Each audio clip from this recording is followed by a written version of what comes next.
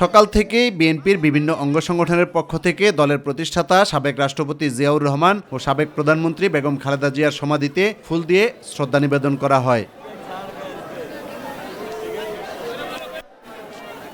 ফাতেহা পাঠের পর বিএনপির স্থায়ী কমিটির সদস্য ডক্টর আব্দুল মঈন খান বলেন, নতুন বাংলাদেশ গড়তে জিয়াউর রহমান ও খালেদা জিয়ার রেখে যাওয়া নীতি অনুসরণ করা হবে।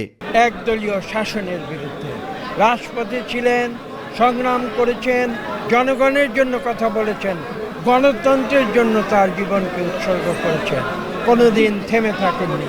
তাই বাংলাদেশের ইতিহাসে, গণতন্ত্রের ইতিহাসে একটি অনন্য নাম দেশনেত্রী বেগম খালেদা জিয়া।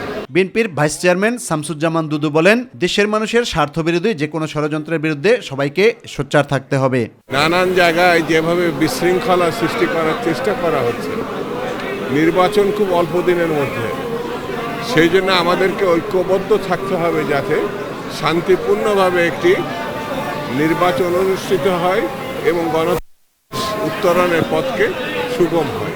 ষড়যন্ত্র মোকাবেলা করে দেশের মানুষের সহায়তায় তারেক রহমানের নেতৃত্বে আগামীর বাংলাদেশ গড়ার প্রত্যয় ব্যক্ত করেন অন্যান্য নেতারা। বেগম খালেদা জিয়া জীবিত অবস্থায় যেরকম শক্তিশালী ছিলেন, বেগম খালেদা জিয়া মৃত্যুবরণ করার পরেও মানুষের ভালোবাসার মধ্য দিয়ে প্রমাণ করেছেন জীবিত খালেদা জিয়ার থেকে মৃত খালেদা জিয়া বাংলাদেশের মানুষের কাছে অনেক শক্তিশালী।